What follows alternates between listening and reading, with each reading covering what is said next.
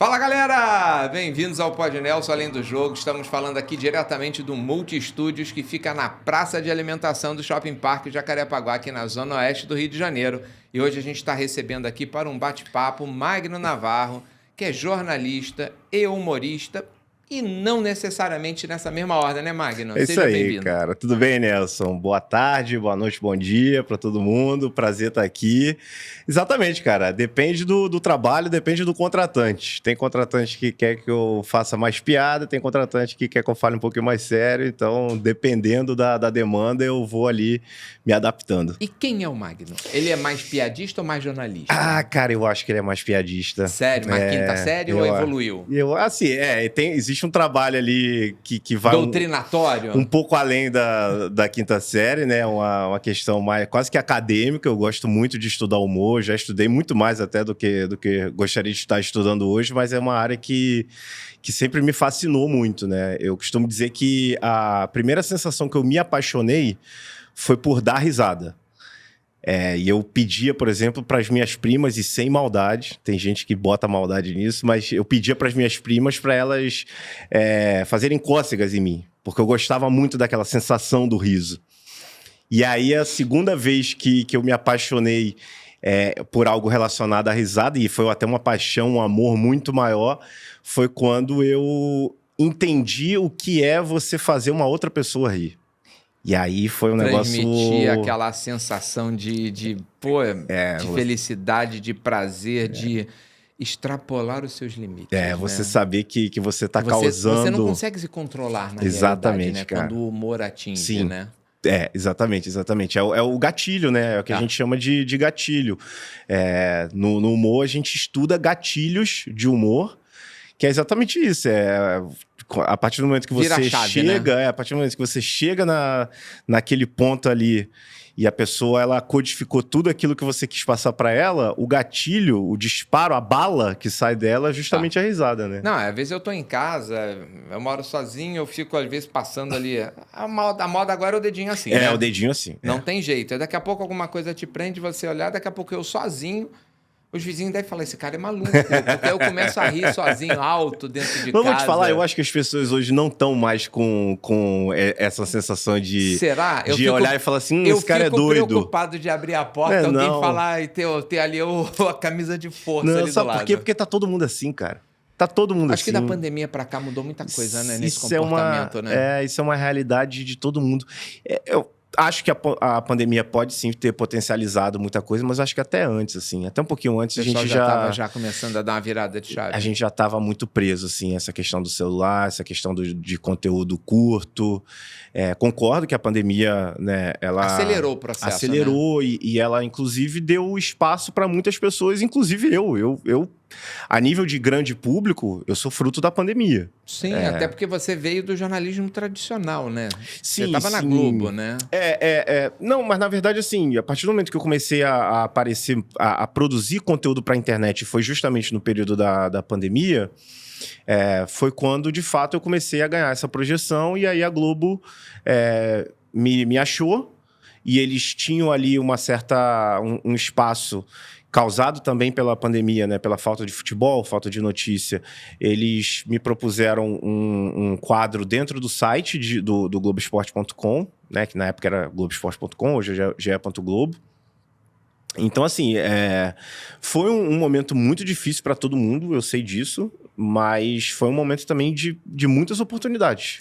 A pandemia, ela fez nascer muitos produtores de conteúdo, influenciadores, né? Porque a gente estava muito preso... Muita gente não sabe aproveitar que a gente tem uma coisa que a gente gosta, eu pelo menos gosto de falar muito com as pessoas, na diversidade que há as oportunidades. Total. Nessa hora que você vê quem realmente vai vencer e quem não vence. É verdade, cara. Não é na hora da bonança, na realidade é na hora... A sociedade, de maneira geral, se você for olhar, as grandes revoluções, as invenções foram todas vindas depois de guerras. Né? Ou seja, você teve tragédias para você ter evolução. Enfim, a gente não controla o curso da história, mas a gente analisa o curso da história. E a gente vê, diante da adversidade, há o crescimento, há oportunidade.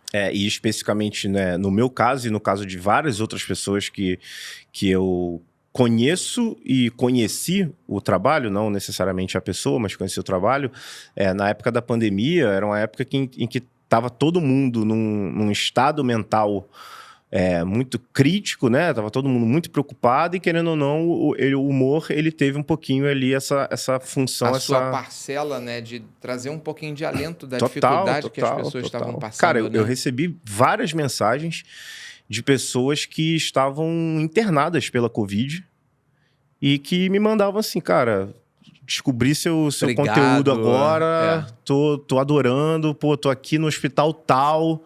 Gente de todo o Brasil, assim. Era uma parada que realmente surreal, me assustava. Surreal, né? Me assustava, mas ao mesmo tempo me dava ainda mais força, me dava ainda mais ânimo para eu não deixar cair. E propósito, total.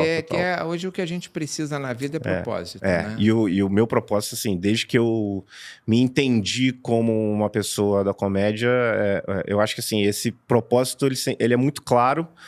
E eu costumo dizer, inclusive, que o humor, a gente se coloca muito na subjetividade, né, do outro. Então, eu posso fazer uma piada e estar diante de uma plateia de 10 mil pessoas, de 9.999 não rirem dessa piada. Mas se uma pessoa rir, eu já atingi meu propósito. Então, o humor, ele tem um pouquinho disso de que ele não nasceu, ele não tem de ser e ele não é unanimidade nunca. Não.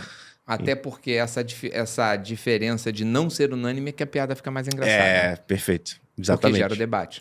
Exatamente. E geram outras piadas. Sim. E aí gera de quinta série. Aí é terrível. Aí você não para mais. E essas daí quase chegam na unanimidade, né? Essas quase chegam porque realmente é impagável. É impagável, né? É impagável e todo mundo viveu, né? Todo mundo, a não ser as pessoas que, infelizmente, não concluíram o ensino fundamental. Não sabem ou não chegaram à quinta série. Essas não sabem, mas existe uma boa parte da população que realmente fez a quinta série. Todo mundo conhece uma piada de quinta série. Todo mundo. E aí, me fala uma coisa. Aí, assim, teve pandemia, teve essa mudança toda de trajeto, jornalismo tradicional, humorismo, né? Juntou tudo. Mas eu vejo conteúdo de futebol. Já sempre foi? Você quis ser algum esportista na juventude? Você praticava? Eu vou ser jogador de futebol. Assim, a gente já sabe ser tricolor, beleza, né? Enfim, cada um tem as suas escolhas. Eu falei, vou ser atleta do Fluminense, eu vou jogar, vou lá defender a honra do meu clube. Já passou isso na sua cabeça na juventude? Passou muito. E o que fez você desistir? Falta de talento ou oportunidade? Não, na verdade, assim, eu tive, como a maioria, né, dos brasileiros e brasileiras, eu também tive esse sonho de ser jogador, mas eu sempre entendi que era um sonho muito distante. Acho que o mais próximo, assim, não dá nem para chegar não dá nem para dizer que foi próximo que eu cheguei, mas acho que a minha maior lembrança que eu tenho é justamente uma época em que eu eu entendi o que era xerém, eu entendi o que era e também o que era, né, esse trabalho de categoria de base e tal. E aí eu perturbei muito, assim, meus pais para me levar lá, para fazer um teste. Eu não praticava continuamente, assim, escolinha, essas coisas, que meus pais não tinham condições de pagar a escolinha para mim, e eu perturbei muito eles também para fazer, mas não fazia. Mas na escola, no recreio, educação física e tal, eu era fissurado, assim, eu era um moleque que se deixava, ficava jogando bola o dia todo. Você perguntou, assim, de qualidade técnica, não tinha tanta. Mas eu era muito banheirista, eu acho que no futebol, o pessoal fala assim... O importante era a bola dentro do gol. Nossa, não cara, importa o restante. Eu era fascinado, e eu sou de leão, né? Eu não entendo muito de signo, mas muita gente fala que o leonino, ele gosta de aparecer, gosta, né, de se exibir. Dá pra contextualizar um pouco. Né? Eu não tenho muito esse lado leonino, mas eu acho que naquela época, e no futebol eu tinha, porque eu queria estar sempre fazendo gol, sempre estar ali no destaque da galera e tudo mais. Aí eu perturbava muito meus pais para eles me colocarem em escolinha e me levarem para fazer teste e tal. Mas pelo ímpeto mesmo da juventude, Pelo ímpeto, mas eu tive um episódio na minha infância, que é até relativamente triste, mas nada demais. Quer dizer, hoje não é nada demais. Mas eu tive meningite meningocócica com 7 anos. E aí eu fiquei internado e tudo mais. E a partir dali, isso foi um susto muito grande, obviamente, né? Pra minha mãe, grave, pro meu pai, é algo grave. Enfim, durante um tempo, enquanto eu estive internado, eu por exemplo, eu perdi o movimento das pernas. E aí ficou, os médicos ficaram ali numa dúvida de saber se ia voltar ou não, ou se eu teria alguma sequela. Graças a Deus eu não tive nenhuma sequela, a não ser o jeito que eu sou hoje. Mas isso aí já veio já no DNA. É verdade. E aí, a partir desse episódio, depois que eu me recuperei, depois que eu voltei às minhas atividades e tudo mais, a minha mãe ela tinha uma certa preocupação nesse ponto assim, de exercício físico. Ela começou super proteger. Ela super protegeu demais. E é normal, os nossos pais são assim, a mãe principalmente. Eu recentemente, inclusive, eu tive um lapso de, cara, deixa eu mergulhar um pouquinho mais na minha história, que eu acho que eu tô precisando, tô num momento assim, passei por um período aí de... imersão. Eu passei por um período ali de término de relacionamento e tal. Aí eu falei assim, cara, tá na hora de eu olhar um pouquinho pra mim. Aí eu chamei minha mãe e falei, mãe, vamos ter uma conversa aqui. E a mesma pergunta que você me fez no começo, que você me perguntou quem é o Magno, eu cheguei pra ela e falei, mãe, quem é o Magno? Aí desenrolamos o bebê da mamãe. Pior que não, né, cara? Pior sério? que não, cara. Pior você conseguiu se livrar disso? E eu vou te falar, foi surpreendente essa conversa, cara. Sério? Porque eu tava esperando uma resposta e eu tava esperando uma visão muito superficial, assim, porque eu tenho uma ótima relação com minha mãe, ela é tudo, assim, na minha vida. Mas, cara, ela tudo que ela falou era tudo que tá relacionado à minha profundidade, sabe? A coisas que eu poucas vezes conversei com ela, mas que ela, como mãe, já sabia. E aí, eu acho que aí a gente entrou nesse assunto, né? E ela falou que, cara, foi uma época muito difícil para ela e que ela realmente se colocou muito nesse papel de super proteger e tal.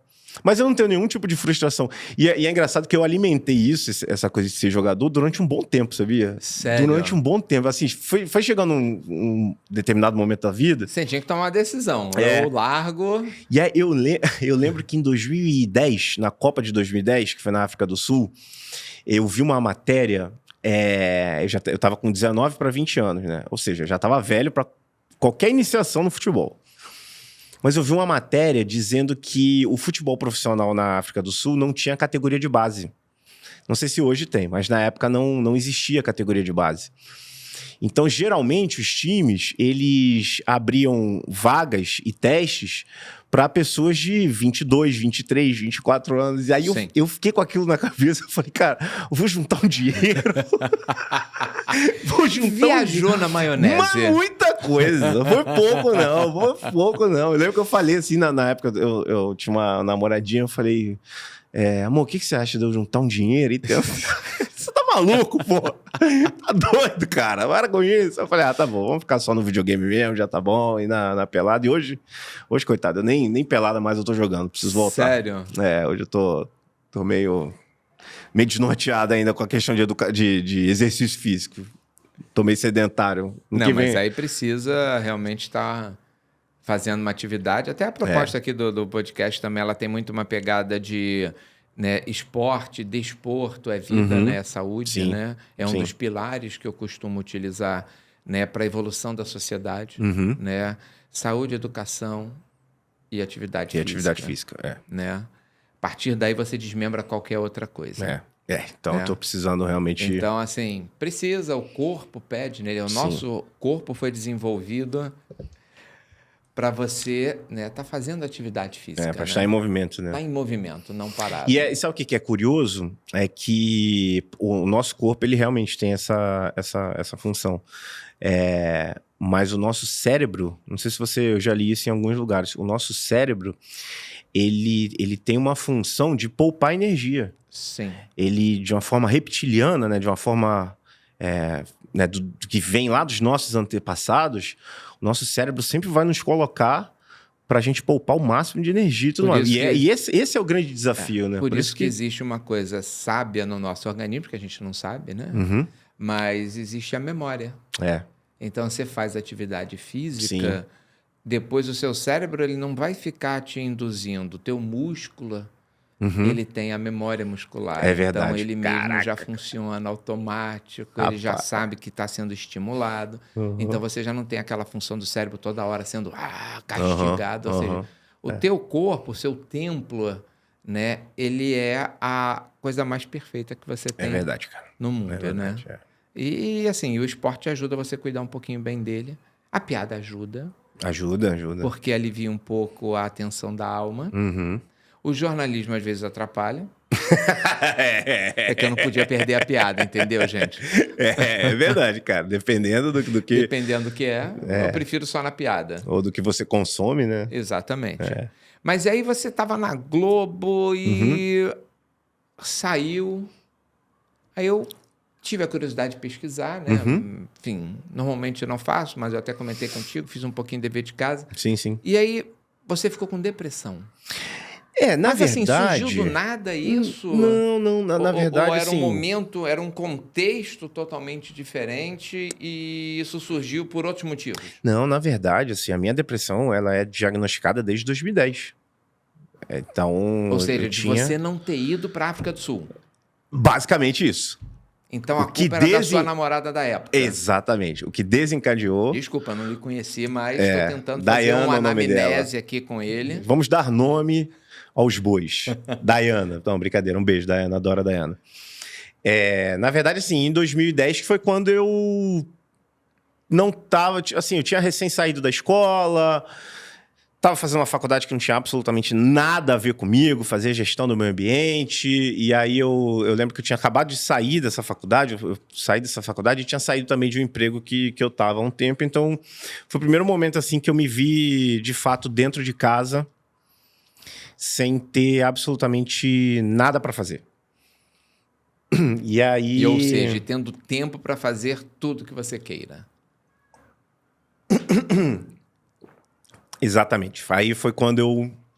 Assim, foi o meu primeiro contato, digamos, com a vida de um vagabundo. Ou seja, você se viu no limbo. Eu tava no limbo. E aí eu fiquei alguns meses assim, e eu até desregulei bastante meu sono, enfim. Porque eu tinha recém saído da fralda e também, né, daquela coisa ali do cuidado de mamãe e papai. E o que te fez mudar? O que te fez corrigir o rumo? Na verdade, foi o fato de eu estar me estranhando, estar naquela vibração, digamos assim. Eu tava assim, cara, eu não sou essa pessoa que não tem vontade de fazer as coisas, ou não tem vontade de se encontrar. Eu sempre fui uma pessoa que, por mais que... Você precisou sair da sua zona de conforto ali naquele momento. E aí eu fiz uma rápida pesquisa assim, eu meio que abri o Google e... joguei meia dúzia de sintomas ali que eu tava passando, e aí foi quando eu vi que isso batia com um quadro depressivo. E a partir daquele momento eu abri isso pra minha mãe, ela me levou no médico, e aí eu, enfim, entrei pela primeira vez em medicamento. E de lá pra cá, eu já passei por várias fases, né? Porque é claro que... a depressão, ela querendo ou não, ela atinge de formas muito diversas uma mesma pessoa e de forma diversa cada pessoa. E em determinados momentos da sua vida, sim, né? Sim. Então, assim, às vezes algo que você tem que acompanhar e monitorar o resto da vida. Sim, e às vezes o que acontece, né, na sua vida externamente atinge, e às vezes o seu interno é que acaba atingindo o lado de fora. E aí, a partir daí, eu, enfim, fui a diversos psiquiatras e algumas vezes fiquei medicado, outras vezes nem tanto. Eu cometi um erro que é muito crasso, assim, em quem trata a depressão com psiquiatra e medicação. Que muitas vezes eu interrompi determinados tratamentos com remédio. Sim, você não pode ter a parada bruta. E isso sempre me deu um efeito rebote... assim, muito forte. Então, assim, se você faz algum... Porque eu gosto de falar disso de uma forma muito natural. É uma informação útil para a sociedade. Não, total. E eu acho que isso tem que ser debatido cada vez mais de uma forma muito natural, como a gente está fazendo aqui. Isso aí. Num podcast não é demérito nenhum, pelo contrário. Total. É total mérito, porque você conseguiu se reconhecer. É verdade. Conseguiu... buscar auxílio e a partir daí você evoluiu. Exatamente. Não é tampar com com o sol, com a peneira e achar que aquilo vai desaparecer da noite pro dia, não é isso? Total. E aí, então, em alguns momentos, assim, porque, pô, a gente estamos falando aí de quase 15 anos, né? 2010, 2025.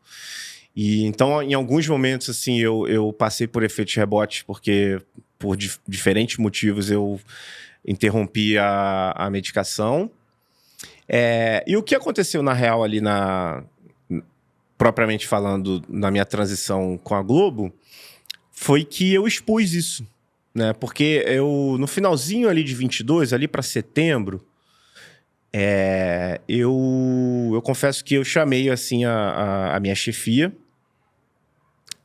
a diretora do programa e o meu chefe, meu primeiro chefe ali, né? Porque tem muitos, o que mais tem na Globo é chefe. Eu conheço alguns. É chefe para tudo e é chefe para todos. E aí eu meio que abri ali um momento que eu tava passando, porque eu tinha, né, aquele encargo de levar o entretenimento, levar o humor, e eu meio que já estava um pouco saturado, porque a gente fazia um programa diário e naquele ano especificamente eles aumentaram muito a média de duração do programa. Isso acabou, assim, afetando bastante, assim, as pessoas, não só eu que estava ali no ar, mas os editores, a nossa própria... A saúde mental da equipe foi atingida? Foi bastante atingida. Foi bastante atingida naquele ano, porque a gente tinha uma média em 2021, que foi de fato o nosso primeiro ano no ar, que era uma média que a gente conseguia entregar um programa bastante equilibrado, né? E o equilíbrio vinha tanto da parte informativa, né, que eu também fazia parte, eu também estava ali no debate, também estava ali trazendo informação e tudo mais, mas eu tinha também essa responsabilidade de dar o entretenimento que me foi pedido, né? E aí, a partir de 22, isso ficou muito mais difícil de ser feito, mas a gente estava ali, aos trancos e barrancos, né, na ponta do dedo, na unha, levando. Chegou um setembro ali, antes de eu perceber... Na verdade, assim, quando eu percebi que eu ia dar um piripaque, eu sinalizei. Falei, opa, peraí, deixa eu me posicionar. Foi quando eu sinalizei. E aí, enfim, bom, eu não tenho problema em falar. Eu acho que, de certa forma, eles não souberam direito como lidar comigo naquele momento. Tanto que a solução que eles me ofereceram era uma solução que, para mim, não fazia o menor sentido. E, a partir dali, eu vi que não seria ali que eu teria o apoio que você precisava. Que eu precisava para eu dar continuidade.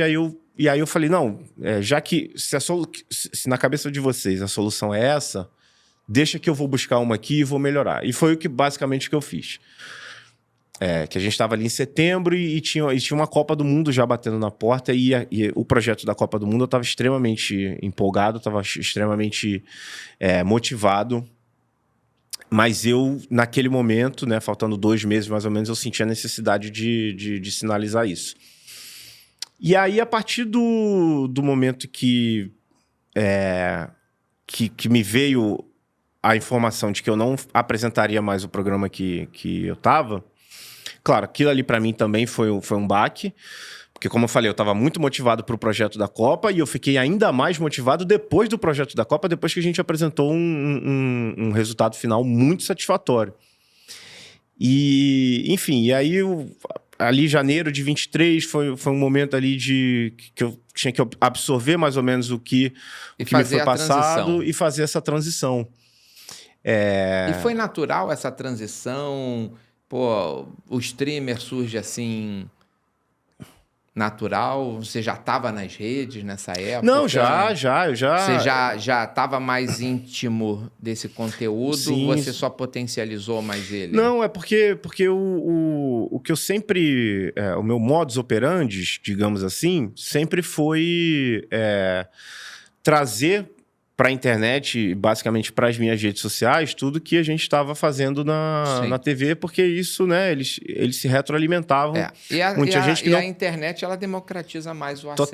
Total. E tinha gente que me conhecia só da internet, aí a partir de um ou outro conteúdo entendia que eu estava apresentando no Sport TV, e tinha gente que me conhecia pelo Sport TV, pelo outro lado, ia me acompanhar nas redes sociais.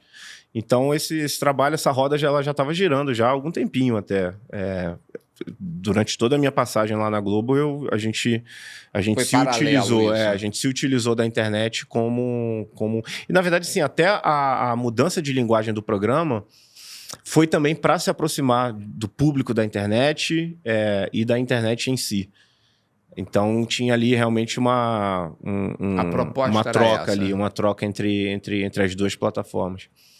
E aí, enfim, eu expus ali, eu não lembro quando é que foi, acho que foi em março de 2023, que foi um momento assim que eu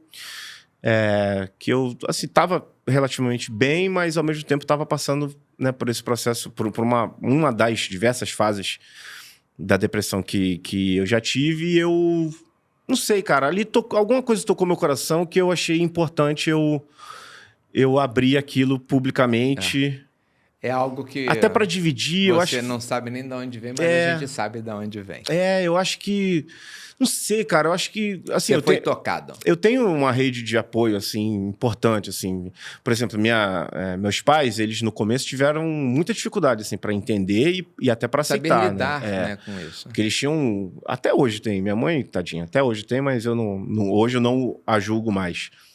Que é essa coisa, por exemplo, de ter preconceito com medicamento. Ela sempre fala, cara, para de tomar remédio, vai fazer isso, vai fazer... E em parte ela tá certa, mas de um outro lado eu falo, mãe, também não é assim, você tem que entender que é sim uma parada importante para mim, que é sim algo que faz todo sentido. Porque são gerações diferentes, né? Isso aí a gente tem que respeitar, óbvio, né?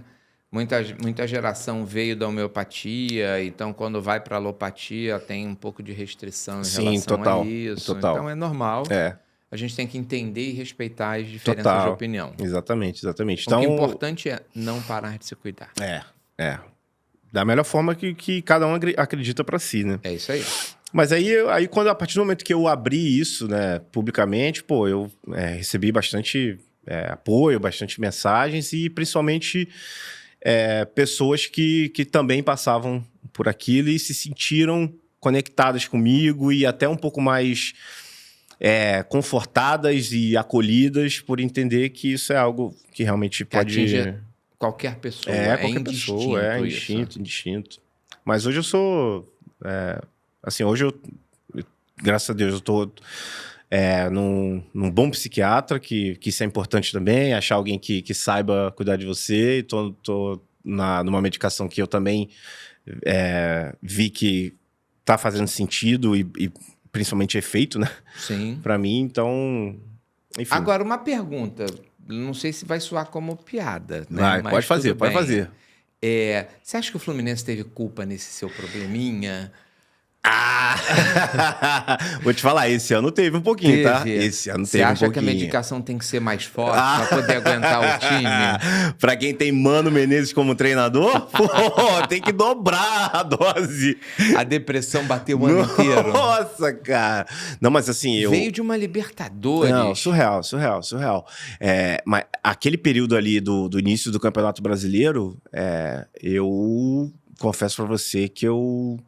deu uma ziguezira, uma surtada, cara. Eu virei noites e noites vendo conteúdo de todo mundo, porque era algo que estava angustiando tanto, né, o torcedor. Sim.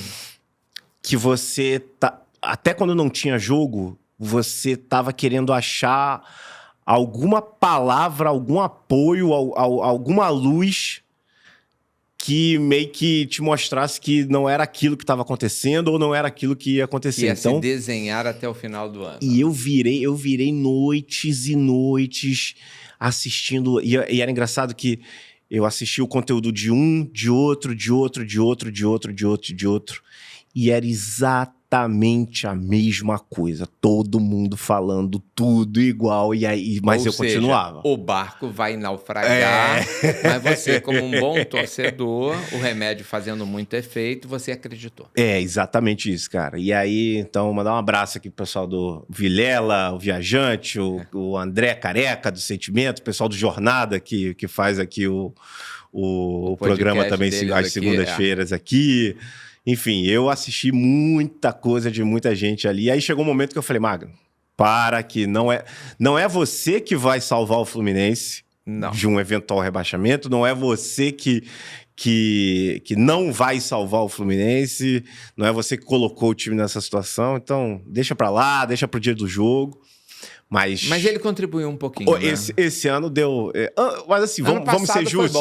Exatamente. Ano passado foi bom. Ano foi passado me tirou, Ano passado me tirou um pouco desse lugar. Mas também foi só ano passado, né? 22 foi legal também. Mas aí de 22 tem o corte pra 12. Aí tem 12, 10, 11... Mas, enfim... e assim, isso, essa paixão pelo futebol, assim, como é que ela mexe com você? Que eu vejo, assim, boa parte do conteúdo ali, você tá com camisa do Cruzeiro, camisa do Atlético, camisa não sei quem, do Botafogo, né? E até o teu Fluminense na última rodada ajudou bastante no título brasileiro do Botafogo, verdade, né? Fazendo o dever de casa dele, de não ser rebaixado, ganhando do Palmeiras, na casa do Palmeiras, foi tudo perfeito. Foi tudo perfeito, deu mas tudo certo. Mas era pra matar o cardíaco, né? Até porque se você...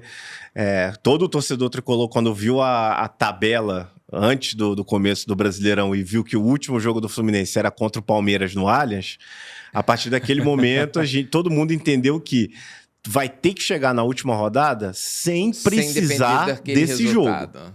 E aí, seja pro que for, para ser campeão, para vaga na Libertadores, vaga Sul-Americana ou para não cair. Não pode chegar na última rodada. E por incrível que pareça, foi justamente o jogo que acabou salvando a gente. Cara, a minha relação com futebol, ela até demora a acontecer, assim. Meu primeiro esporte, eu como criança, meu primeiro esporte foi a Fórmula 1. Eu gostava muito de Fórmula 1, eu de uma maneira, claro, muito precoce, infantil e com pouquíssimas memórias, mas eu tive muitas referências do Ayrton Senna na minha vida. Ele marcou eu gostava, muita gente, mesmo criança. Eu, por exemplo, tenho uma das fotos que eu mais gosto, que todo ano, dia 12 de outubro, o pessoal troca a foto do perfil e coloca uma da infância, né? E uma das que eu só tenho uma que eu gosto muito, que é justamente essa que eu tô no meu Velotrol, que era no formato de um carrinho de Fórmula 1 e nas cores da McLaren do Senna, assim. E aí o pessoal me conta também que quando eu era nessa idade aí de 3, 4 anos... Você achava que era o próprio Ayrton Senna. E o pessoal pedia para eu imitar os pilotos. Já era ver humorista era um pouquinho. E aí todo mundo falou assim, imita o piloto de Fórmula 1. Aí eu fazia alguma coisa assim com a cabeça, tremendo. Aí todo mundo ria pra caramba. Eu não tenho memória e referência disso. Mas as pessoas velhas todas contam. Meus primos sempre contam isso e tal. Então eu demorei assim a me envolver muito com futebol. Tanto é que de lembrança mesmo... eu lembro que eu morei em Salvador durante 3 ou 4 anos da minha infância, dos 3 aos 7 anos. E aí a gente veio pro Rio, né? Que meu pai tinha casa aqui. E aí eu lembro que eu tinha... quando a gente veio, a casa que a gente ia morar ficou em obra, então a gente ficou na casa de 2 avós de consideração que eu tinha na época. E um deles era muito Botafogo, mas muito botafoguense, muito botafoguense. E aí não conseguiu mudar o seu coração. Cara, ele não conseguiu mudar, até porque eu tinha pouca... Como eu falei, eu tinha pouca relação com futebol. Eu nem era um tricolor não. E eu sempre tive uma relação muito complicada com meu pai. Muito complicada. Desde muito, muito, muito pequeno. E eu sei que teve um dia que rolou uma briga lá na minha casa. Eu era... tricolor, mas só por causa do meu pai, mas eu não assistia jogo, eu não entendia muita coisa e tudo mais. Na época eu gostava mais até de seleção brasileira, eu gostava muito de seleção brasileira, eu gostava muito do Taffarel, por exemplo. Achava o Taffarel, assim, muito maneiro. E aí numa briga, assim, que aconteceu lá em casa, eu cheguei pro meu pai e falei assim, eu não sou mais fluminense. Nossa... Pediu a morte. Eu não sou mais Fluminense, eu agora sou Botafogo, igual o vovô Mário. Nossa! E aí eu passei a acompanhar o Botafogo durante um tempo ali da minha vida. Eu passei a ser Botafogo, porque vira e mexe, assim, até quando acabou a obra, a gente foi morar de vez na nossa casa, aos finais de semana a gente ia lá pra casa, né, de vovó Léia e vovô Mário. Ele sempre tava lá vendo o jogo do Botafogo, tudo Botafogo e tal. E aí eu passei a acompanhar de verdade, assim, o Botafogo. E aí teve um jogo que me marcou muito, que foi um jogo no Mineirão, Botafogo e Atlético Mineiro. Esse jogo é uma loucura, se você pesquisar aí, você vai entender. Ele é tão louco que até hoje eu não sei qual é o roteiro desse jogo, mas é um jogo muito louco. Tanto é que o placar foi 5-5. Não sei se você se recorda desse jogo. Esse jogo foi 5-5. E aí eu não tinha muito entendimento. São coisas inexplicáveis do mundo do futebol. E aí eu não tinha muito entendimento, mas eu sei que eu fiquei muito chateado do Botafogo não ter ganhado aquele jogo. Fiquei muito chateado, porque eu queria muito que o Botafogo tivesse ganhado aquele jogo. E aí no dia seguinte, meu pai tava lavando o carro, assim... Aí você, voltei a ser tricolor. Não, aí foi quase isso, cara. Foi quase isso, porque meu pai tava lavando o carro e aí minha mãe chegou pra mim e falou, seu pai tá muito triste que você não é fluminense mais. Aí eu falei, aí o coração mole, né? Aí eu falei, então tá bom. Aí botei a camisa do Fluminense, botei o boné do Fluminense, desci pra falar com ele, falei, pai, eu sou tricolor agora. Aí, cara, mal... Como castigo, vai acabar de lavar o carro. Só faltou isso, cara. Não duvidaria, não. Quem mandou você tentar ser botafoguense? E aí o que realmente foi o ponto de virada, assim, pro meu envolvimento com o futebol e com o Fluminense foi minha primeira vez no Maracanã. Que ali foi um jogo... O impacto no Maracanã é impressionante. Eu fui num Fla-Flu da Taça São Sebastião, que era um torneio que abria a temporada no futebol carioca, era sempre um Fla-Flu. Não durou muito tempo, mas enfim, durante o tempo aí isso aconteceu. E o Fluminense... era em janeiro de 99, né? Então era o Fluminense recém-rebaixado para a terceira divisão. Antes da virada de mesa. Pô, aí não. Foi 5-3 aquele jogo, cara. Foi um jogaço, assim. Estreia de Túlio Maravilha com a camisa do Fluminense. Romário e Caio Ribeiro no Flamengo, destruindo o jogo. Os dois destruíram o jogo, mas ali... E eu passei a acompanhar o Fluminense, por isso que muita gente... pega uma pilha aí de negócio de Série C e tal. Isso pra mim nunca me afetou, porque a minha formação como torcedor foi na Série C. E aí, cara, assim, não é todo mundo, né? Eu sei, eu tenho certeza que muitos moleques da minha idade ali devem ter desertado, desistido, normal, muito normal. Eu inclusive, eu tenho muito claro aqui na minha cabeça. Uma vez me pararam e perguntaram qual era o meu time e eu já tinha, né, esse entendimento de que, cara, o Fluminense está muito mal, o Fluminense enfim, é sinônimo de vergonha e tal. Eu falar que era tricolor era piada pronta. Exatamente. Aí eu falei, eu não quero esse cara me enchendo o saco, não. Aí ele perguntou, qual é o seu time? Eu falei, Vasco. Foda-se. Deixa ele pensar. O Vasco tava bem na época. Falei, não vai mexer o saco, não vai... Não emendou nem com o Botafogo. Não, nem lembrei do Botafogo naquele dia. Nem lembrei. Falei, vamos em quem? Eu tinha um melhor amigo que era muito Vasco. E o Vasco era, aquele final dos anos 90 ali, o Vasco era dominante, né? No futebol carioca, no futebol nacional. Falei, eu sou Vasco. Tá, beleza, Vasco. Aí falei, graças a Deus. Mas nem isso me fez... deixar de torcer pro Fluminense. Então, assim, a minha relação com o futebol ela é muito ligada, né, ao Fluminense, né, a partir do momento que eu realmente criei esse vínculo. E aí depois foi mais, assim, presente no dia a dia do Fluminense, saber o nome dos jogadores, Total. Não, a partir dali... qual foi o pior presidente do Fluminense? O pior? Cara, Pô, é difícil. O pior são tantos assim pra ser difícil? São alguns. Eu posso falar, talvez, o que mais marcou negativamente? Eu posso falar torcedor Magno. O torcedor Magno, eu acho que o pior de todos foi o Peter Simpson. Eu acho que foi o Peter Simpson, porque ele fez 2 mandatos, né? Ele teve 2 gestões ali à frente do Fluminense e uma primeira ali que maquiou muita coisa. E muita gente, inclusive, o chamava de melhor presidente da história e tudo mais. Prometeu estádio, teve... eu lembro de um evento nas Laranjeiras, não fui, mas eu vi a pedra fundamental do estádio. Assim, era um negócio... Ela deve estar lá até hoje. Deve estar lá até hoje, em algum galpão, deve estar no banheiro, sei lá, se for o caso. Deve estar... mas, enfim, aí ele... Bagunçou muita coisa, eu acho que, assim, de todos. E, de certa forma, ele vem de um grupo político, né, que eu não tenho lá muita simpatia, né, que hoje nem existe mais, mas foi um grupo político que esteve à frente do Fluminense durante um tempo.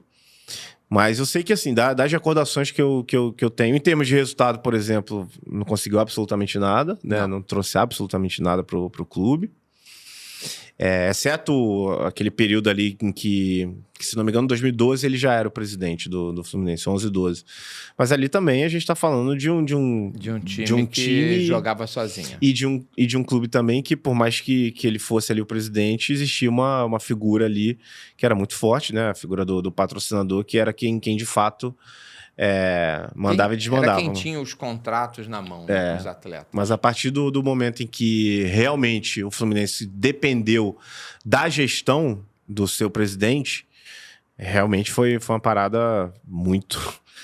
O Fluminense se colocou, talvez como poucas vezes eu vi, como um dos grandes figurantes, assim, do futebol brasileiro. Não que ele tenha aí, ele tem Sim, mas quando a gente fala dos 4 grandes do Rio, né? Sim, então ele virou figurante dos 4.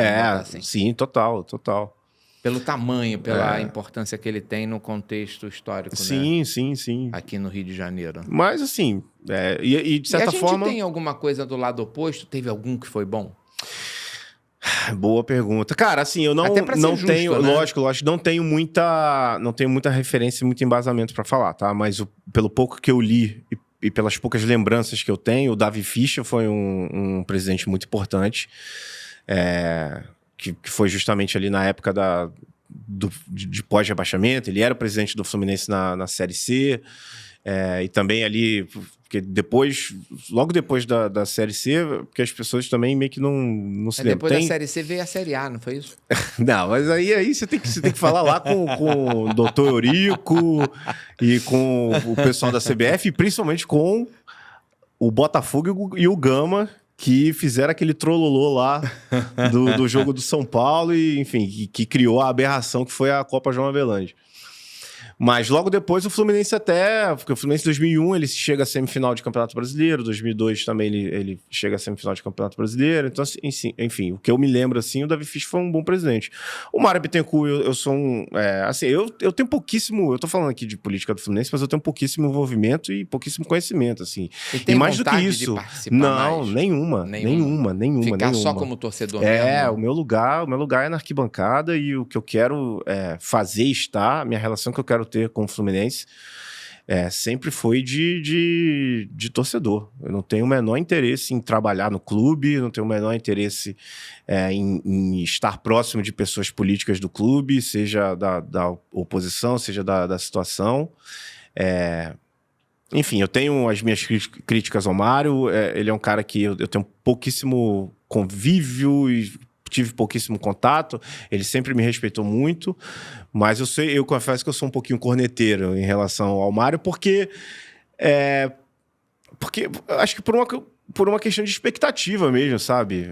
Sim, eu acho que ele... A gente, como torcedor, quer que o clube esteja sempre brigando pela vitória. Perder faz parte do processo. Sim. Para um vencer, alguém tem que perder. Total. Regra da vida. Claro. Mas a gente quer que ganhe mais do que perca. E o Fluminense, de certa forma, historicamente, mais perdeu do que ganhou. Então isso traz na verdade, assim, acho que a maioria, acho que todos os clubes, né? Se você botar ali na ponta do lápis... Mas é a realidade. Né? Eu tiro assim, mal comparando, tá, gente? Eu até acho que eu já comentei isso em alguns episódios atrás, né? Eu tava vendo uma entrevista do Fernando Meligeni, né? Uhum. E ele falando, sabe quantos títulos eu ganhei? E aí contou lá os títulos que ele ganhou. Agora, sabe quantas vezes eu perdi? Uhum.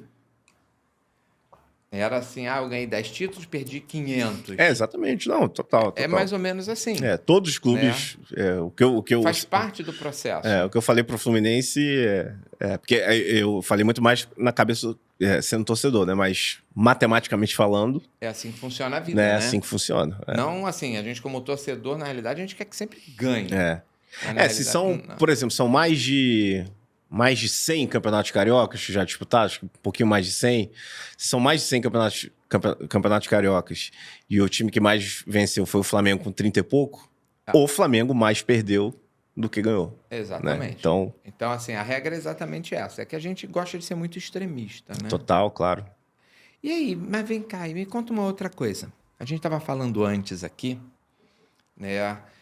Você trabalhou junto com fazendo ativações na Copa do Brasil, sim, né? Sim. Como é que surgiu isso daí na tua vida? Eu tenho uma relação muito forte com a Copa do Brasil, cara. Foi nessa época, se eu não me engano, o Cazé também fazia junto contigo, não? Não. Ou ele entrou antes? Não. Cara, Porque ele também fez a ativação da Copa do Brasil.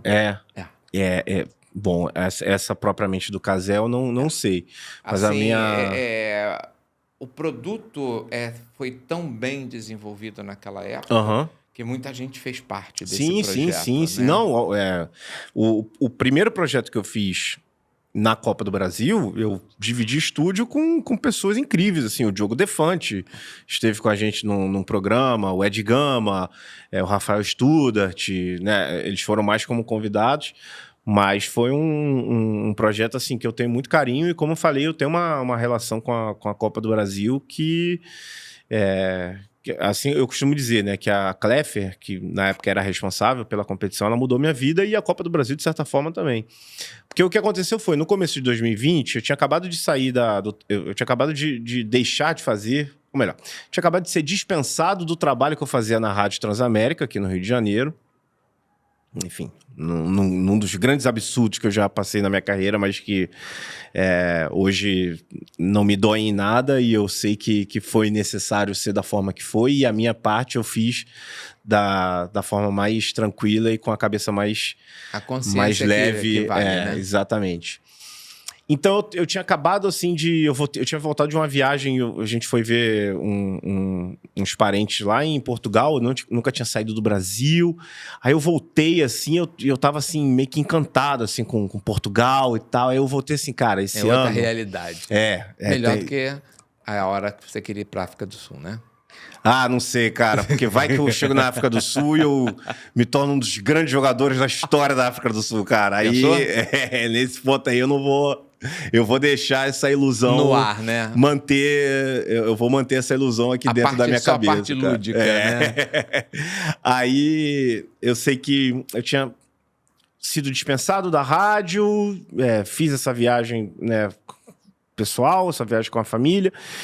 E aí eu olhei pro voltei assim no comecinho no finalzinho de janeiro, e aí eu olhei o meu horizonte de 2020 e o que eu botei na cabeça era: eu fazia muito show de stand-up, né? 2017, 18 e 19, eu fiz bastante show de stand-up. E aí eu botei na minha cabeça que eu ia fazer o máximo de shows de stand-up que eu conseguisse, ia juntar um dinheiro e no final do ano eu ia voltar para Portugal para tentar a vida lá. Esse era o meu objetivo de vida número 1, assim. Só que no que eu voltei, eu tava com 2 trabalhos marcados, e um deles era no Fluminense, com o pessoal do UTC, não sei se você conhece, do Castro Brothers. Sim. E o produtor do Castro Brothers na época, que foi até quem me chamou para fazer esse trabalho no Fluminense, que era o trabalho da Flucamp, que enfim, que eles fazem. Aí a Flucamp contratou o UTC para fazer lá uma interação, e aí esse produtor falou: cara, vamos trazer o Magno, porque o Magno conhece de Fluminense e ninguém aqui conhece de Fluminense. E ele é comediante também, ele já fez o nosso quadro. E aí, beleza. Aí eu fiz esse trabalho. No final desse trabalho, esse produtor, que já me conhecia há algum tempo, ele gostava muito do que eu fazia, ele já tinha ido várias vezes em shows meus. E aí ele chegou pra mim e falou assim: cara, vamos fazer um vídeo falando do Grêmio, porque eu conheço o Renato, eu conheço o assessor do Renato, eu conheço o Renato, ele é muito gremista, o Renato é muito gremista, obviamente. Mas esse produtor era muito gremista. Ele era muito gremista, então ele tinha muito contato lá. dentro do Grêmio. Ele falou, vamos fazer um vídeo. A gente faz um vídeo assim, assim, assado. E aí a gente manda pro Renato, porque o Renato, ele contrata comediante para fazer shows antes de jogos importantes para deixar o elenco mais tranquilo. O clima mais leve, exatamente. Falei, vambora, beleza. Aí o Grêmio tinha acabado de contratar o Thiago Neves e o Diego Souza. Aí eu fiz um videozinho assim... despretensioso. Eu lembro que eu não tinha... eu só tinha a camisa do Fluminense no recinto, né? Eu tava dentro das Laranjeiras, literalmente. E aí a camisa que eu fui, por coincidência, ela era o modelo todo azul. Um azul escuro. Mas eu falei, cara, não dá pra mandar um negócio pro Grêmio com a camisa do Fluminense. Daí eu virei a camisa ao contrário, assim. E aí, esteticamente, o vídeo é um dos vídeos mais feios, assim, que já publicaram na internet. Porque eu tô com uma camisa ao contrário. Com a gola quase que aqui, batendo no meu queixo. Eu tô cabeludo, magro toda a vida... Mas, enfim, aí Zé Bonitinho. Na pegada Zé Bonitinho. Eu tava na pegada Zé Bonitinho. Só faltou o pente. E os óculos gigantescos. E aí eu falei, cara, mas beleza, é um vídeo pra ser ali... O propósito era esse. Ele mandou, esse meu amigo mandou pro assessor do Renato, mas mandou também pra outros amigos dele, que ele tinha. E aí colocaram esse vídeo na internet e eu viralizei. Viralizei no Twitter, eu nem usava o Twitter direito na época, viralizei no Twitter. Esse vídeo foi o que deu a virada, então? Esse vídeo foi um dos grandes pontos de virada, assim. E foi justamente quando o pessoal da Copa do Brasil me viu e me chamou para participar do programa. E aí, bom, a partir do momento que eu vi uma quantidade legal de seguidores chegando nas minhas redes, tanto no Twitter quanto no Instagram, eu falei, cara, agora eu vou dar atenção para esse público que tá chegando aqui, porque pode ser que tenha alguma coisa aí. E aí eu passei a fazer esse programa da Copa do Brasil. Era um programa assim que era pré-jogo e pós-jogo, então ele tinha uma duração bem considerável ali. E eu conseguia fazer corte. E aí eu fiquei nessa. Eu ia, participava, o programa acabava, eu fazia um corte, jogava na rede social. E o negócio bombava. E aí viralizava. Aí semana seguinte a Copa do Brasil me chamou de novo. Eu fui, fazia o corte, jogava, viralizava. Aí foi nessa época, por exemplo, que surgiu a imitação do PVC. Que até então ninguém... Que ficou famoso. Ninguém fazia essa imitação. Eu não sei porque me deu na telha de eu tentar levar lá para esse programa. Aí eu fiz, coloquei, a galera se amarrou. E aí foi quando a Clefer teve essa ideia de fazer o agenciamento... Né, com a minha pessoa, porque até então eles nunca tinham agenciado nenhuma pessoa física. Não era né? o perfil não da era empresa. O perfil. Aí eu fiquei, mega empolgado, mega animado. Aí veio a pandemia, aí eu fiquei nessa de, e aí, vai rolar, não vai rolar? Eles falaram, não, vai rolar. E aí logo em seguida eu assumi Aí eles assumiram, né, essa parte de agenciamento da minha carreira. Mas aí com a Copa do Brasil eu fiquei responsável por um programa de entrevistas, porque aí entrou pandemia, parou o futebol... E aí o formato mudou. Todo mundo saiu atrás de achar soluções. Um formato e um conteúdo ali para não parar, né? Para literalmente o mundo não parar de vez, mais do que já estava parado.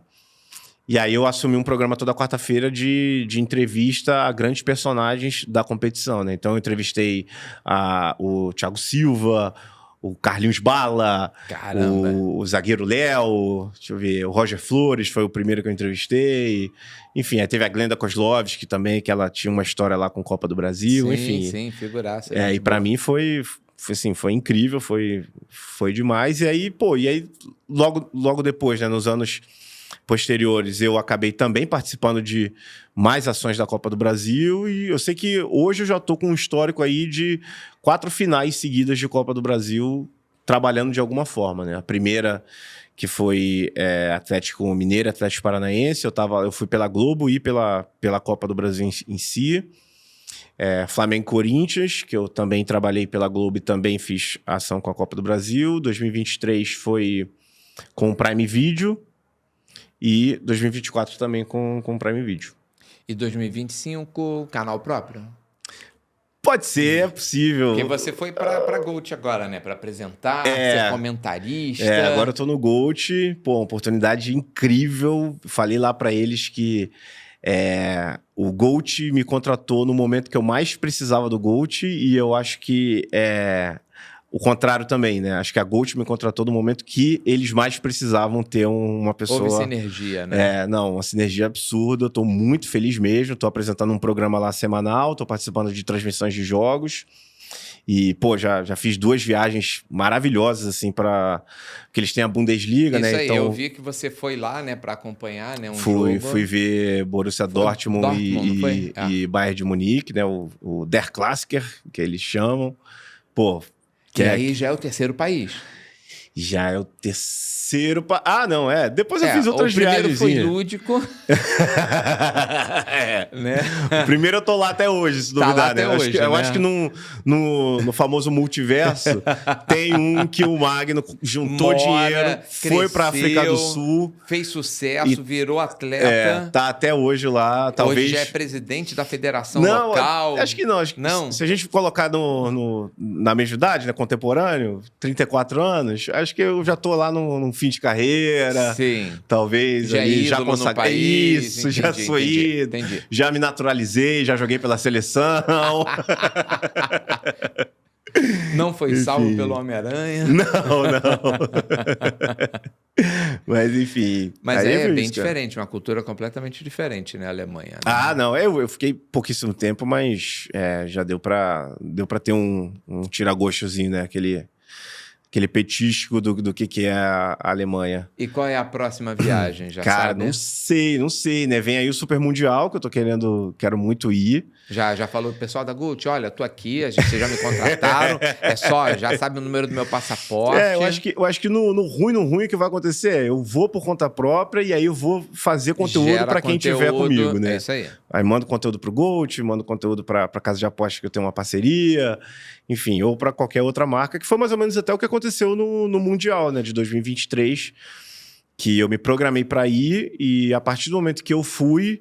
E sabendo que eu iria, que a Cazé TV, por exemplo, me propôs um trabalho lá de fazer o pré-jogo direto do estádio e tudo mais. Então, era uma viagem, de certa forma, pessoal, acabou virando uma viagem a trabalho, né? Porque você acaba juntando oportunidade total, né? total. Exatamente. Essa é a vantagem, de novo, do streamer que a gente tem. Né? É verdade, cara. Você gera conteúdo em qualquer lugar do mundo. Em qualquer lugar, exatamente, cara. Exatamente. Eu falo sempre que o streamer veio para democratizar o acesso à informação, né? Você escolhe aquilo que você quer assistir, não aquilo que está sendo imposto, vamos botar assim, por pautas, né? Sim. Então, isso facilita espaço para pessoas assim crescerem e fazerem entregas agradáveis. Né? O que a mídia está pulverizada hoje é algo que, sei lá, acho que há 10, 15 anos atrás, obviamente, muitas pessoas que estudavam sobre talvez já imaginassem que era um cenário que iria acontecer, sim. Mas acho que assim, para o grande público, né, para os meros mortais, acho que até, tô falando para mim, acho que para mim, se alguém chegasse me contasse como que seria o futuro, talvez eu duvidaria de uma coisa ou outra, né? Mas eu acho que tudo está sendo muito positivo e está todo mundo se reformulando e dentro do seu quadrado, se readaptando da maneira que pode, né? Até porque quando a gente fala assim de algumas realidades, e a minha, a sua, né? De muitas pessoas que estão assistindo aqui a gente, a realidade é uma, mas cara, o Brasil, e obviamente o mundo também, mas pegando o Brasil, um país continental que cara, existem lugares no Brasil que estão em 2005, 2004, 2000, 99, sabe?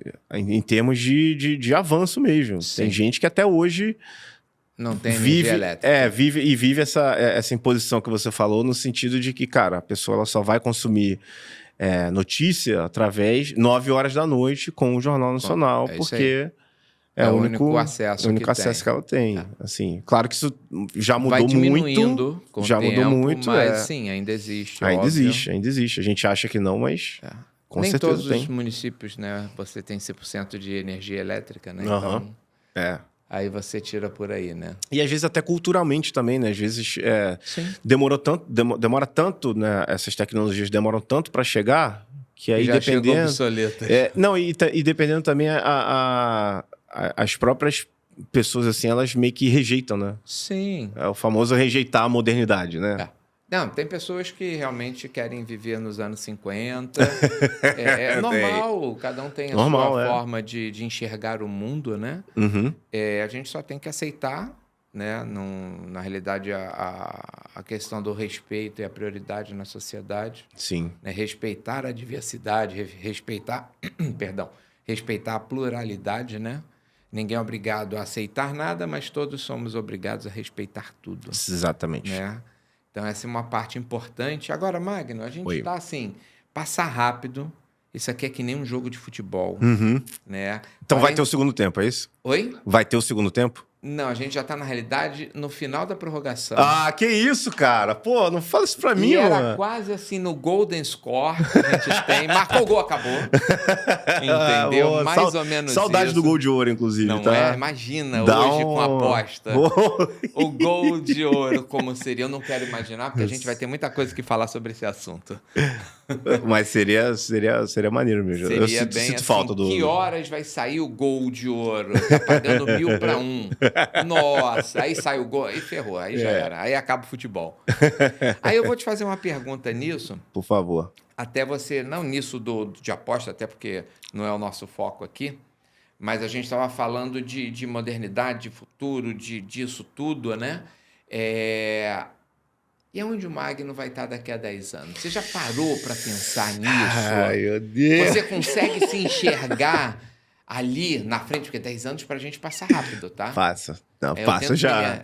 Eu já tenho esse recorte de 10 anos. Eu já não estou já me programando daqui a 10 anos, né? Porque senão daqui a pouco não tem mais 10 anos para programar, tem, que né? isso, cara, não. Então não, a gente já vai diminuindo o prazo, né? Eu programo 1 ano agora. Mas você é jovem e tal, como é que você consegue se enxergar daqui a 10 anos? Cara, eu vou te falar que... E não como piada. Não, eu sei. É porque, assim, primeiro que eu tenho um certo trauma dessa pergunta, porque no meu último relacionamento... Fizeram essa pergunta? A minha ex fez algumas vezes essa pergunta. Sério? Eu não soube responder. Não quero nem imaginar a resposta. Eu não soube responder e isso não caiu tão bem, assim.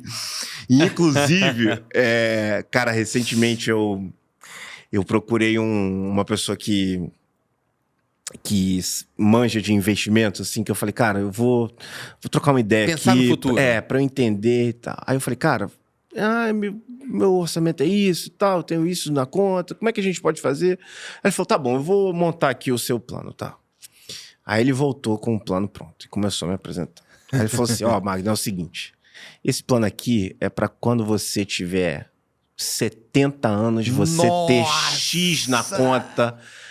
E aí, aos 75, você vai ter Y. E eu falando assim, meu amigo... Eu não sei nem se eu vou estar Você não entendeu nada do que eu te pedi, cara.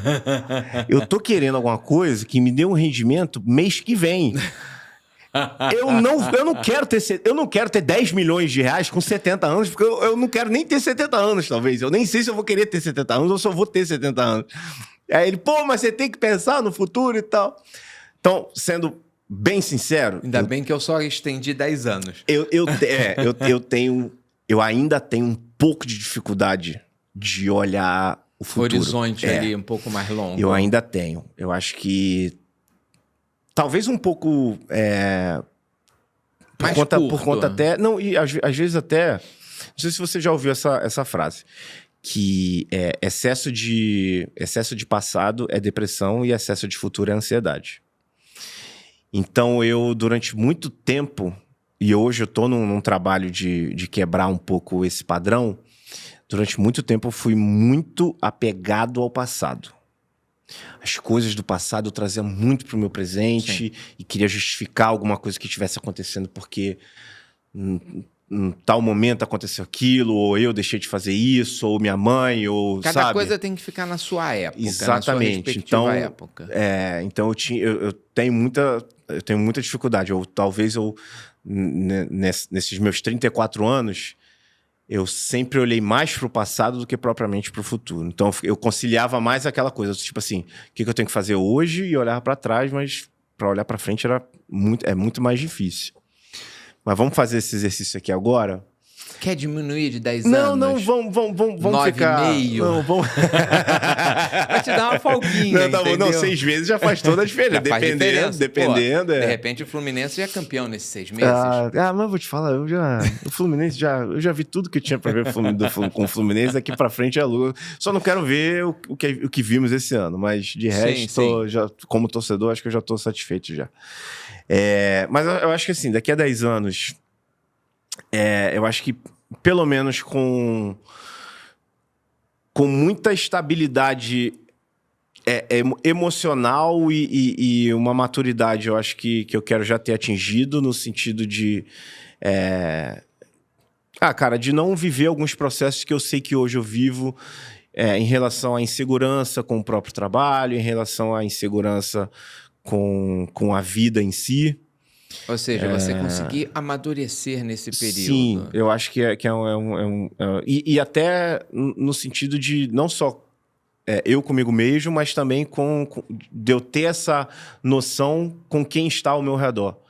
De que eu realmente estou ali com vínculos muito bem estabelecidos e que podem, claro, sofrer mudanças, mas que são os meus alicerces. Não que hoje eu não tenha isso, eu sinto que eu tenho isso, mas talvez internamente... Você se sentir mais forte para isso. Exatamente, até, como eu falei, por um passado que foi um pouco baseado nessa insegurança, nessa coisa de hoje tem, amanhã não... eu sempre tô com o pé atrás e, de certa forma, até com uma visão pessimista da coisa. Talvez ver a vida e tudo de uma forma mais otimista, acho que... Não sei se precisa de 10 anos para isso, né? Às vezes com uma terapia com 6 meses eu já resolve, mas ele entra num planejamento macro. E assim, eu acho que se for pra mim... tem uma parada que é importante também. Eu sou um apaixonado pela comédia, né? Acho que as pessoas já devem imaginar isso. Né? Não. Eu quero... Eu acho que eu quero... Essa maturidade que eu falei de vida, eu acho que eu quero ter também na minha comédia, no meu humor. Eu quero ter uma comédia que bata ali com a minha mais idade. Refinado, ou mais ácido. Eu não sei, mas eu acho que seja condizente com o seu momento naquela fase que você estiver vivendo. Para que não role um certo... Do tipo, sabe? Não choque, casa muito a imagem com a linguagem. Sim. Isso é algo que hoje, de certa forma, me incomoda em um ou outro comediante, assim, que lógico, eu não tô aqui julgando, nem analisando. Sketches, legal, exatamente, né? Mas e cada um tem a sua história também, a sua necessidade. Quer ter elas estarem mais vinculadas ao momento que você está vivendo. Exatamente. Isso é maturidade que vai trazer. Exatamente. Eu acho que é isso, cara. Assim, não sei se eu vou estar casado, não sei se eu vou ter família. Isso é uma coisa que você poderia ter aproveitado, entendeu? E falar, não, daqui a 10 anos... Eu quero, pelo menos, conseguir dar resposta para ela quando ela perguntar. Pelo menos já era um grande avanço. Já era um grande avanço. Não necessariamente mas o problema... a mesma pessoa. Mas... exatamente, porque dependendo da resposta que eu falar agora...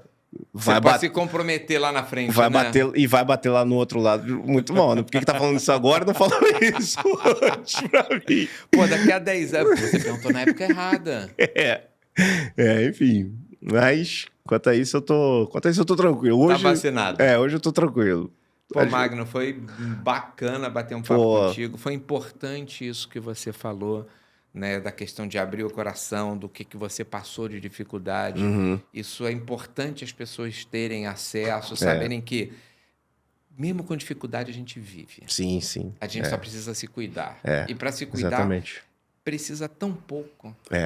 Entendeu? É verdade. É só um olhar para você mesmo, você se olhar no espelho, você não se reconhecer e você falar, eu preciso de ajuda.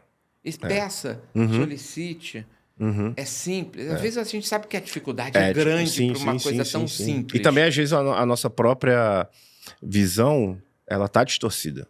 E isso é difícil, não é fácil. Mas não. assim, se cada vez mais a gente conseguir transmitir exemplos de superação, de que a diversidade é simples de ser resolvida, né? E você se espelhar nas outras pessoas que passaram por isso é muito importante para a gente estar podendo fazer também um serviço social, né? A gente está sendo útil, né? Para o próximo, né? A gente deixar um legado para ele. Sim, e esse legado, 10 anos, 15, 20, vai ser para a vida inteira. Sim. Esse não tem prazo, né, de validade, né? É verdade. Quando a gente deixa esse legado tão importante. E assim, fiquei muito feliz de poder estar compartilhando isso, um pouquinho da tua vida sobre isso e tal. E acho importante, né? Porque, assim, como eu falo muito de esporte, não necessariamente esporte de alto rendimento, mas o esporte específico de alto rendimento, a cobrança é tanta, né? Por resultados, por N motivos, por cobranças que é dentro de casa, ou de um patrocinador, ou de um clube, ou de N outros fatores às vezes externos. A comparação também, né? Perdão, a comparação que hoje existe, por exemplo, em rede social. Sim, isso, exatamente. Às vezes, é muito cruel. O hater anima, é muito mas muita cruel gente desanima. Verdade. Porque é muito fácil você estar do outro lado e não estar vivendo a situação, né? O papel do hater é a coisa mais fácil do mundo. Né? Você simplesmente fala. Né? Não se preocupa porque você não está vivendo o outro lado. Então, quando a gente compartilha a realidade né, que as pessoas vivem, é bom, porque as pessoas podem, a partir dali, mudar de vida. Sim. Ter uma visão, uma oportunidade de chegar, cara, ele conseguiu, eu também vou conseguir. Aquilo que você falou que depois todo mundo do hospital me ligando, falando por causa do humorismo, porque como... É isso aí. O papel nosso na sociedade é fazer a sociedade ser melhor. E algo que eu deixei de lado assim, durante um tempo e que esse ano, né, mais recentemente, eu coloquei como meta é justamente isso, de me humanizar. Importante. Você se colocar no lugar do próximo. Que era algo que eu estava fazendo muito pouco. Isso se chama empatia. E tanto a empatia, e a empatia assim, com o outro, mas principalmente comigo mesmo. Sim. Que era algo que estava muito em falta na minha vida. Dentro da gente. Eu não consigo transmitir para o outro ou me colocar no lugar do outro se eu primeiro não me conhecer. Sim, perfeito, entendeu? Perfeito. Então isso é muito importante para a gente como evolução. Né? Exatamente. E uma coisa que eu vou lidar como meta para os próximos 10 anos. Aí agora sou eu que vou falar. Atividade física. Ih, rapaz. Preciso. Cara, E às vezes a gente, quando tem dificuldade, a gente precisa de alguém do nosso lado que nos sirva de estímulo. Sim. Então, assim, não consigo sozinho, busca um parceiro para poder compartilhar junto contigo, identificar aonde você se sente bem fazendo. Mas faça atividade, principalmente porque você relatou das suas dificuldades, né?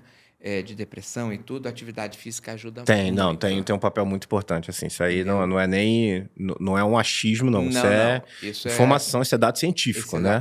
Isso é dado científico. Então, você faz porque você queima. Tá. Né? Toda aquela parte ruim. Eu, por exemplo, faço caminhada hoje, né? E eu uso a caminhada, óbvio, para perder barriga. A gente vai ficando velho, só cresce barriga. Detalhe da natureza, né? Mas eu uso aquele momento da caminhada que é meu horário de terapia. É eu comigo mesmo. Eu comigo e Deus, mais ninguém. Então, ali eu uso, na caminhada, eu me desligo do mundo para fazer as coisas. Isso é bem importante mesmo. Então, assim, cada um vai buscando o seu recurso, né? Mas sempre com atividade física. Então minha meta para você é 10 anos... Você vai correr 3 maratonas, vai escalar o Everest, entendeu? Talvez na Pedra da Gávea começando e vou te falar, dependendo da forma física que eu chegar, eu consigo até uma vaga num time lá da África do Sul. Hein? Ó, então, por favor, já fiquem observando o atleta. Já abro inscrição para daqui a 10 anos, entendeu? Ele já está se inscrevendo. Agora me veio a seguinte cena, de eu chegando para um teste, aí a garotada toda de 10, 12 anos. E você de cabelo branco. Não, minha certidão de nascimento, eu tenho 12 anos também.